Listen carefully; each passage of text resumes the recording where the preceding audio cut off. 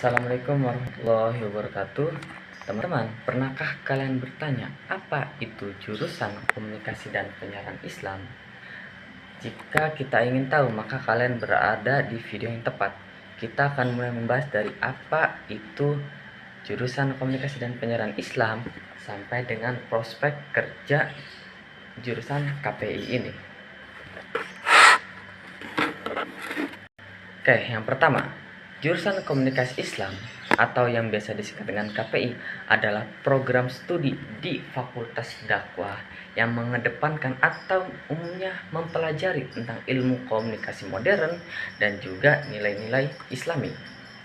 Nah, dari tujuan ini pula, mahasiswa dari komunikasi dan penyiaran Islami dituntut untuk bisa menyampaikan sebuah pesan, sebuah informasi, baik dalam berbagai media seperti media TV, media radio, ataupun media digital, bahkan jurnalistik, dengan menerapkan nilai-nilai Islam. Nah, dari tujuan ini juga, maka dapat disimpulkan bahwasanya jurusan KPI ini atau jurusan komunikasi dan penyiaran Islam ini menuntut untuk mahasiswa agar dia bisa mengeluarkan potensi dia sebagai public speaker atau orang yang berbicara di khalayak umum, orang yang punya pengaruh, agar bisa menyampaikan informasi dan pesan atau hal yang dinilai memiliki nilai-nilai Islam. Terus apa saja sih yang dipelajari dalam jurusan komunikasi dan penyiaran Islam ini? Pertama, kita harus ketahui dulu bahwa komunikasi dan penyiaran Islam ini umumnya kita akan belajar tata cara berkomunikasi dan menyampaikan informasi dengan nilai Islam. Itu secara garis besar.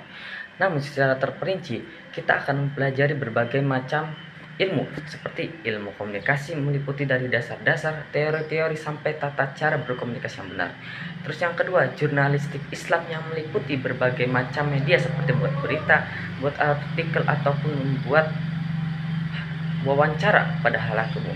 Yang selanjutnya adalah penyiaran radio dan TV di berbagai macam media. Yang keempat, public speaking yang akan menjadi topik umum karena menuntut kita untuk berbicara di depan khalayak umum.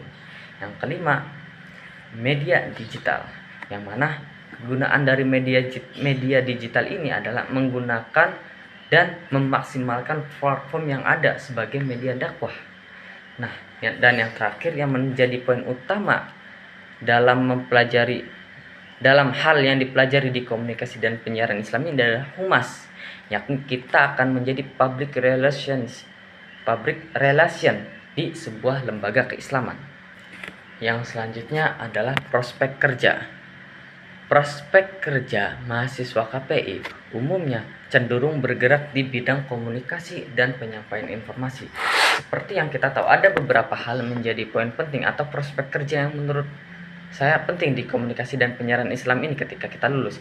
Yang pertama adalah menjadi jurnalis Islam yang bekerja di media cetak, media online, ataupun berfokus pada berita-berita Islami. Yang kedua, presenter atau host di sebuah lembaga televisi ataupun radio. Yang ketiga adalah menjadi content creator yang bergerak di konten edukatif yang menarik dan memiliki nilai Islam.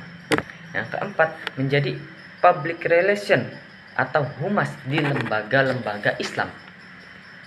Dan seterusnya yang kelima, menjadi produser media, baik yang mau produksi program itu sendiri, baik itu program TV ataupun program radio. Dan yang terakhir yang umumnya kita tahu adalah menjadi dakwah digital melalui berbagai platform, baik platform media ataupun lain sebagainya. Dari beberapa prospek kerja tadi, umumnya dengan meningkatnya teknologi informasi dan komunikasi saat ini, prospek kerja dari jurusan komunikasi dan penyiaran Islami semakin terbuka luas dan semakin menjarah kemana saja. Karena sekarang sistemnya kita membutuhkan orang yang bisa menyampaikan sebuah pesan, sebuah informasi secara efektif, secara kreatif dan edukatif, serta membantu banyak orang. Nah, begitulah kesimpulan singkat saya dari jurusan komunikasi dan penyiaran Islam ini. Saya Muhammad Yusuf Anwar. Wassalamualaikum warahmatullahi wabarakatuh.